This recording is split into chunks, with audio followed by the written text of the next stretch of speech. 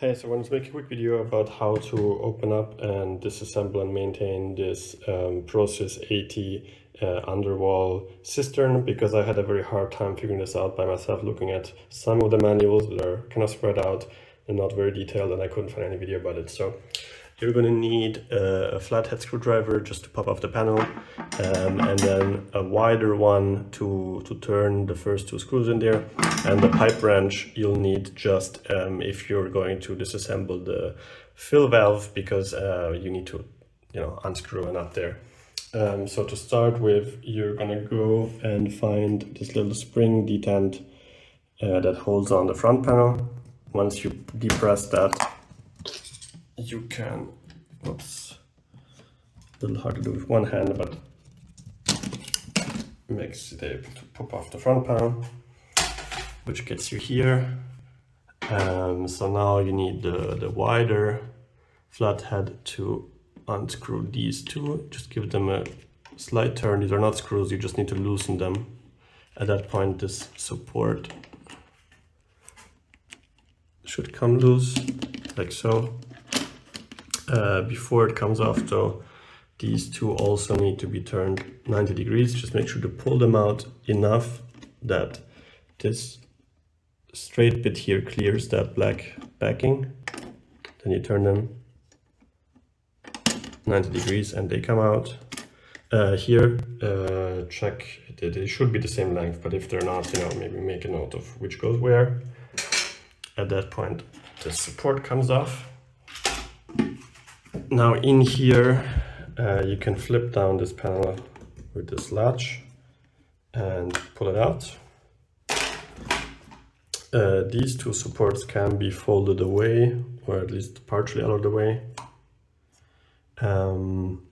Next bit, this one here, it's a little hard to show. I'll show it once it comes out. There's two hooks on the back that you want to undo,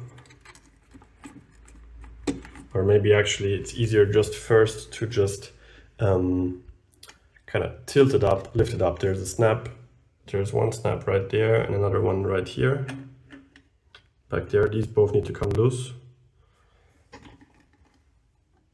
So 1 and 2. Now you can see it moves a little. Now it's still stuck on the two other snaps that I'll show you from the back side once I get them out. 1,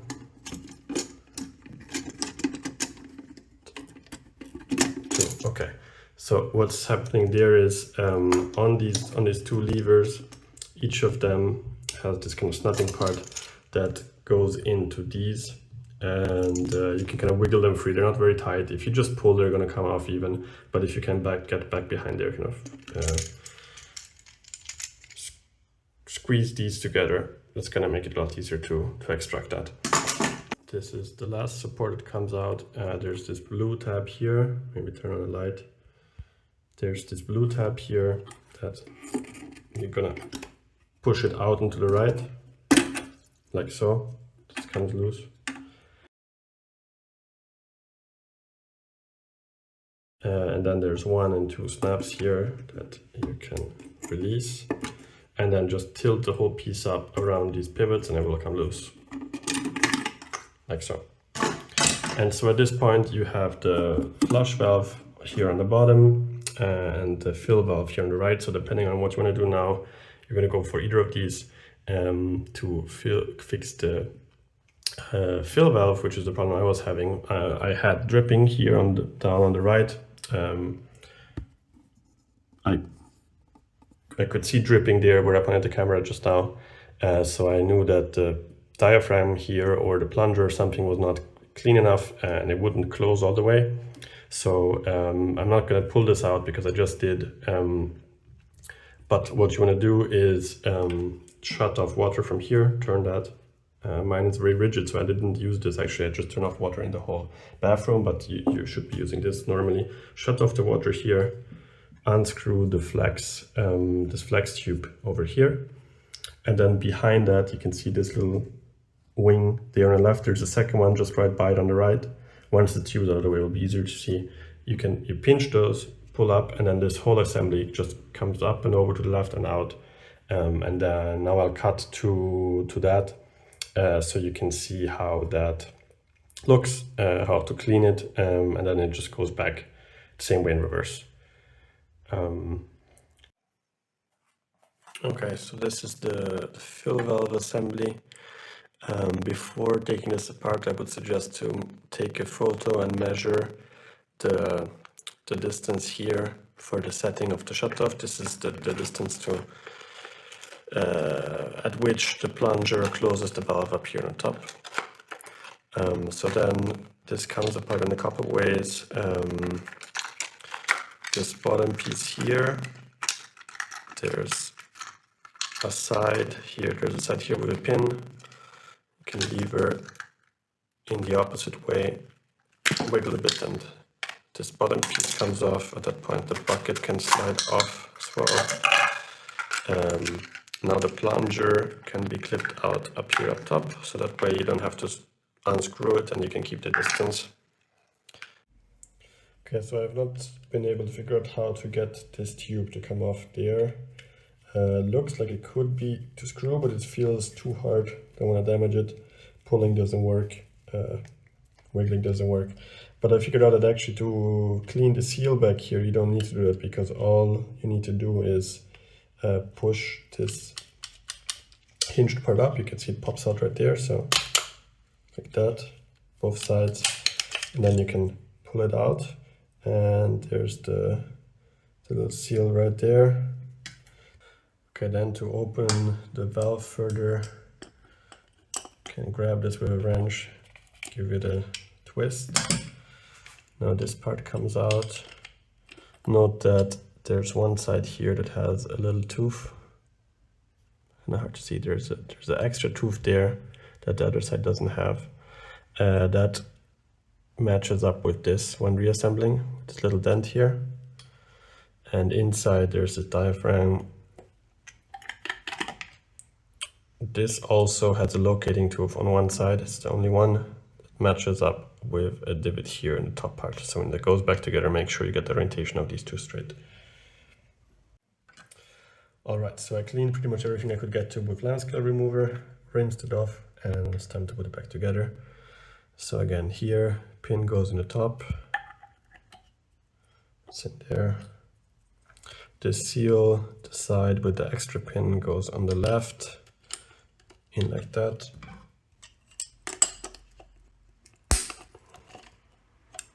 Grab that properly, turn like this. This hinged part goes over from here maybe. Okay, gotta stay above these lips and into the hinge. Click. This goes up again, clicks into place until it touches. Okay. Now we've got the basket, clicks in here on top.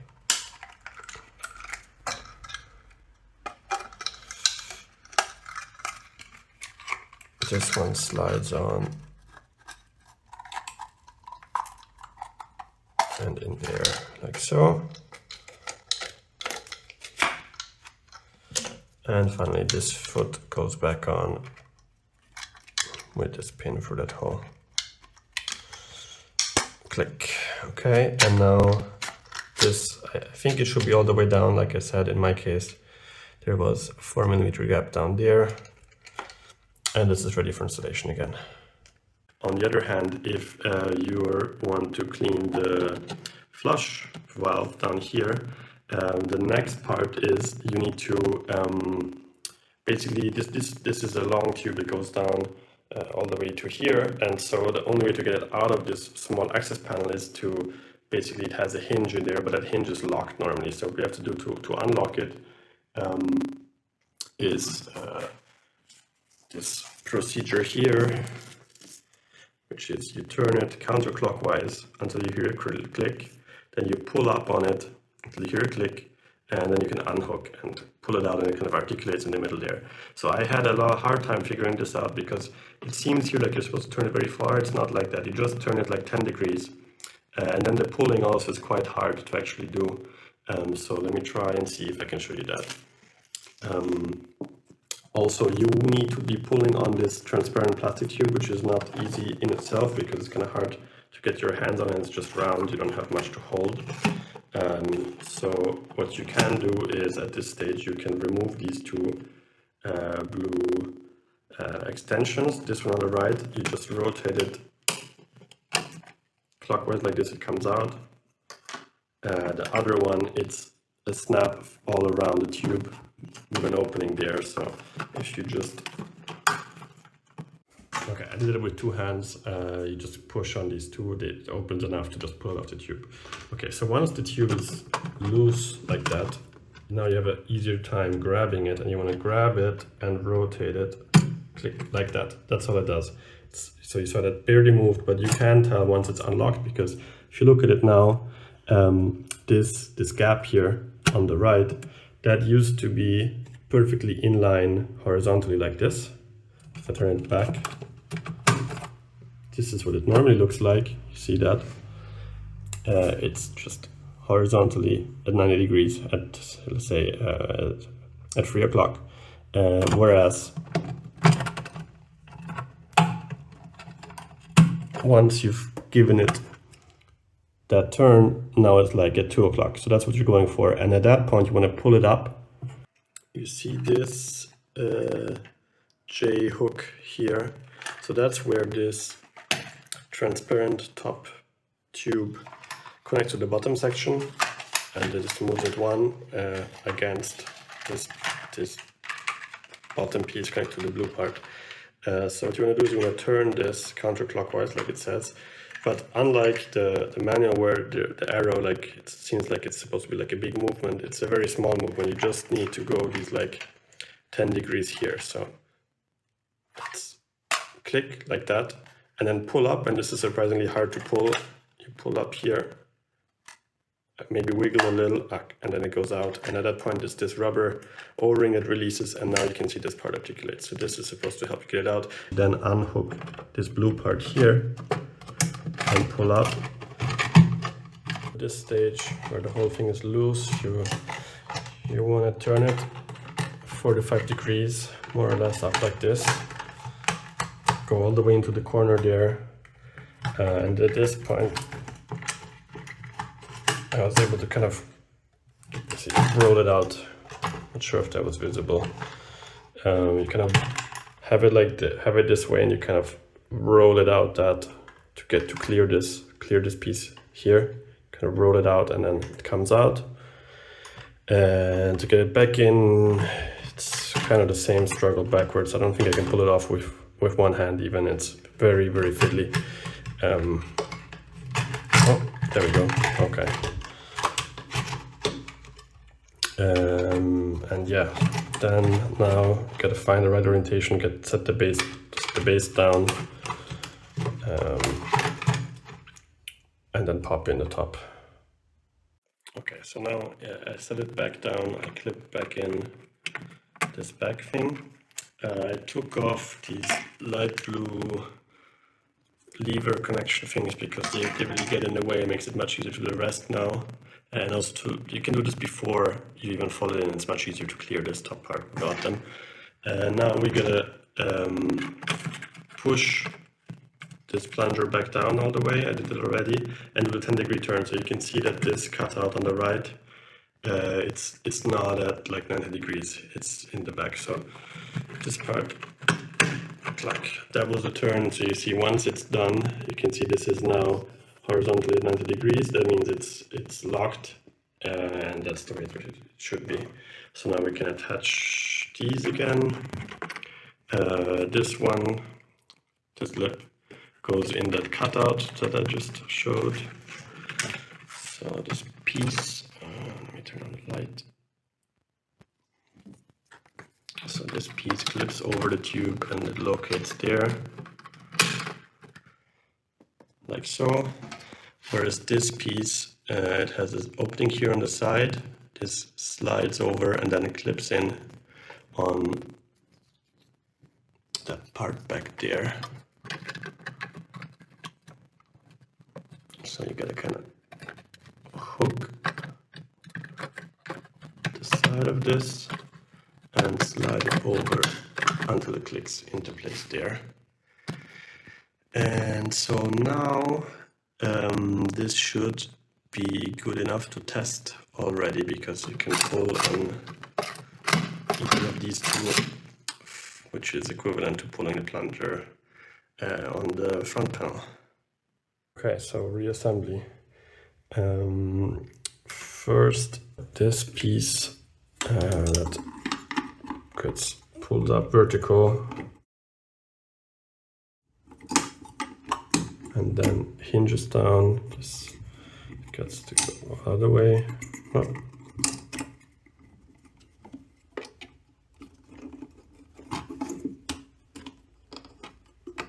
And clicks into place here. 1 and 2 snaps. Then we've got this support, which also gets aligned into these top slots. Push down, it clips into the back. Whoops. Clips into the back spots here, left and right. And also these here, they clip into number 1, number 2 there. Click, click, okay. At this point, the dust cover, oops, those go back into place. Come on, like so. Dust cover clips on and folds up, clips in there. Support goes on like so. These here push in, turn 90 degrees. Same for the actuators, they go in horizontally. Might be a little fiddly to find the right orientation for the hole in the back. Okay, there we go. Turn 90 degrees, in and turn 90 degrees. And then just take the front panel, spring side is on that side latched from the other, and push into place, and that's it. And now we can turn back on the water. It'll fill up and work.